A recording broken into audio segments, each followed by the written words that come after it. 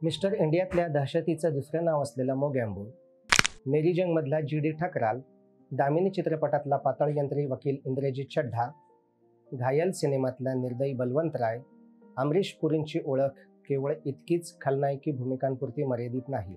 त्याही पलीकडे कितीतरी पुढे असे हे अभिनेते आहेत, असे ज्येष्ठ अभिनेते अमोल पालेकर यांनी त्यांच्या एका मुलाखतीत सांगितले होते.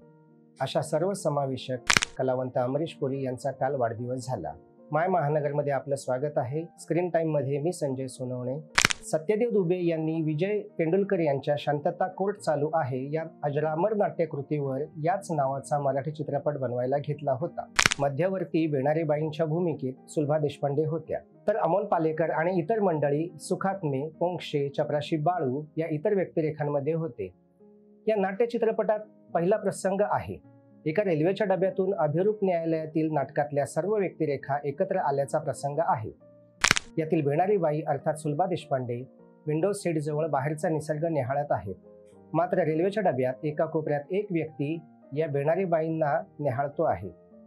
बेणारीबाई सुलभा देशपांडे त्यांच्याकडे थोड्याशा रागानेच पाहतात. तसा तो माणूस छद्मीपणे हसतो. हा माणूस हिंदी पडद्यावरचा दर्जेदार चरित्र अभिनेता आणि आजपर्यंतचा सर्वात महान खलनायक अमरीश पुरीच होते. त्यांच्या रुपेरी पडद्याची सुरुवात विजय तेंडुलकर यांच्या मराठी नाटकापासून झाली होती असं म्हटलं तर खरं वाटेल का? चरित्र अभिनेते आणि रंगभूमीची जाण असलेले ज्येष्ठ रंगकर्मी म्हणून अमरीश पुरींची ओळख महत्त्वाची आहे. 80च्या दशकात तेंडुलकरांचं सखाराम बाइंडर मराठी रंगभूमीवर धुमाकूळ घालत होतं. या नाटकात पुणे आणि मुंबईत जोरदार विरोध झाला होता. तरीही त्याचे प्रयोग न्यायालयीन लढा लढत असताना निर्मात्यांकडून केले जात होते. या नाटकातला सखाराम ज्येष्ठ कलावंत निळू फुले यांनी अजरामर करून ठेवला आहे. हाच सखाराम अमरीश पुरी यांनी हिंदी बाइंडरमधून सादर केला. मात्र निळू भाऊंनी या सखारामला ज्या उंचीवर नेऊन ठेवलं आहे ती उंची गाठणं मला शक्य नाही, अशी प्रांजळ कबुली अमरीश पुरी यांनी निळू फुले यांच्या समोर व्यक्त केली होती. अमरीशजींनी आपल्या स्ट्रगल काळात हिंदी पडद्यावर आपल्या अस्तित्वासाठी अनेक छोट्या मोठ्या भूमिका केल्या होत्या. राजकुमार कोहलींच्या मल्टीस्टारर जानी दुश्मनमधलं केसाळ अस्वली सैतानी भूत आठवतंय का? रजा मुराद, संजीव कुमार यांच्यासह ही छोटी किरकोळ भूमिका साकारण्याची संधी अमरीशजींना मिळाली होती. चालत्या ट्रेनच्या लाकडी डब्यात लाल कपड्यातील महिलेला पाहून अमरीशजींच्या अंगातील भूत जागृत होतं.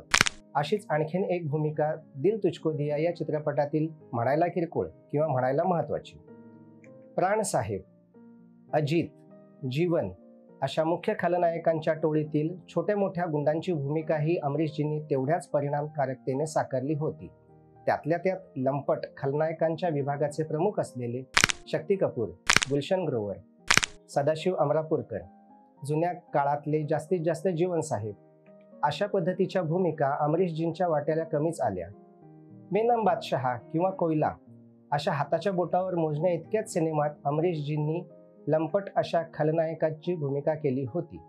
मात्र सत्ता आणि ताकदीचा प्रचंड मत्ता असलेला अजित, मदनपुरी आदी खलनायकांची परंपरा अमरीशजींनी पुढे चालू ठेवली. पण अमरीशजी केवळ खलनायकच नव्हते. दिलवाले दुल्हनिया ले जाएंगे मधल्या जा सिमरन जा जी ले अपनी जिंदगी म्हणणारा प्रेमळ बाप त्यांनी त्याही आधी मोहब्बत चित्रपटात विजयता पंडितच्या पित्याच्या भूमिकेतून साकारला होता. होय, तोच सिनेमा. सांसों से नहीं, कदमों से नहीं, मोहब्बत से चलती है दुनिया किशोर कुमारने गायलं होतं. अनिल कपूर मुख्य भूमिकेत होता. अमरीश पुरी यांनी हिंदी पडद्यावर ग्रे शेडमधल्या भूमिकाही तेवढ्याच ताकदीने साकारल्या. हातबल, हताश, कमकुवत बाप साकारला. गोविंद निहलानींच्या अर्धसत्यामध्ये अमरीश आणि ओम या दोन पुरींमध्ये बाप बेट्याची शाब्दिक जुगलबंदी पाहायला मिळते. आपल्या बायकोला आणि मुलालाही गुलामाची वागणूक हेकेखोर असलेला रागीट बाप अमरीश पुरींनी साकारला होता. प्रियदर्शनचं 90च्या दशकातील गर्दिश आठवत असेल. यातही अमरीशने बापाचीच भूमिका केली. मात्र हा हवालदार पिता प्रेमळ आणि परिस्थितीसमोर हतबल असलेला होता. सहसा अमरीश पुरी पडद्यावर हतबल नसतात. अगदी फुल और काटेमधल्या त्यांचा नागेश्वर नावाचा अजय देवगणचा साकारलेला बाप आठवावा लागेल.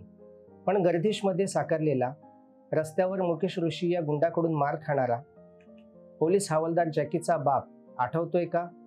अमरीश पुरीनेच साकारावा. इतकी हतबल वेदना अमरीशजींनी अभिनय आणि आपल्या डोळ्यातून व्यक्त केली होती. असाच सनी देओलचा हतबल बाप राजकुमार संतोषीच्या घातकमध्ये अमरीशजींनी साकारला होता. श्याम बेनेगलांच्या सूरज का सातवा घोडा, मंथन, भूमिका आदी सिनेमांमधून अमरीश पुरींच्या अभिनयाचा पाया रंगभूमीवर घातला गेल्याचे स्पष्ट व्हावे. विजय मेहता यांचा पार्टी सिनेमा आठवतोय? यात ओम पुरी आणि अमरीश पुरी या दोघांमध्ये अभिव्यक्ती, माणसाचे न्यायिक अधिकार, व्यवस्था आणि साहित्य कलाकृती याविषयी झालेला चर्चात्मक संवाद आठवतो. यातील अमरीश पुरींनी मांडलेली साहित्य आणि कलाकाराच्या बाजूची भूमिका, हीच भूमिका त्यांनी त्यांच्या कलावंत काळात संपूर्णपणे जगली. अमरीशला हॉलिवूडकडूनही बोलवणं आलं होतं. द टेम्पल ऑफ डूम असे काही मोजके चित्रपट त्यांनी केले, मात्र तिथे ते फारसे रमले नाहीत. रिचर्ड अटनबरोच्या गांधी चित्रपट, बेन किंग्सले सारख्या अभिनेत्यासमोर अमरीश पुरी कुठेही कमी पडले नाहीत. हिंदी पडद्यावरील नावाजलेले सर्वच खलनायक अमरीश पुरींच्या खलनायक गोटात सामील झालेले होते. अगदी प्रेम चोप्रा, डॅनी डेंझोप्पा, प्राण, कादर खान अशा हिंदी पडद्यावरील सोज्वळ मंडळींनी आपल्या खलनायकी कारभाराचं नेतृत्व अमरीश पुरींकडे पडद्यावर दिलं होतं. अमरीशजींनी हलक्या फुलक्या भूमिका केल्या, मात्र कमीच. यात चाची 420, मुस्कुराहट, ऋषिकेश मुखर्जींचा झूठ बोले कौवा काटे असे काही मोजके प्रयत्न होते, मात्र त्यातही अमरीश पुरी यांनी आपली अभिनयाची छाप सोडली. उंच शरीरयष्टी आणि सोबत असलेल्या कठोर आवाजामुळे 80-90च्या दशकात पडद्यावर खलनायक साकारण्यासाठी पहिली पसंती अमरीश पुरीच होते. हिंदी पडद्यावरील खलनायकाला अमरीश पुरींनी ज्या उंचीवर नेऊन ठेवलं आहे ती उंची गाठणे शक्य नाही. मात्र केवळ खलनायक कलावंत इतकीच अमरीश पुरींची ओळख नाही. समांतर चित्रपटसृष्टी, सिनेनाट्य साहित्य चळवळ, भारतीय रंगभूमीवरही अमरीश पुरी यांच्या कामाचे मोठे योगदान आहे. अमरीश पुरी हे केवळ हिंदी पडद्यावरील एका खलनायकाचे नाव नाही, तर विविध व्यक्तिचरित्रे सादर करणाऱ्या एका मोठ्या कलावंताचे हे नाव आहे.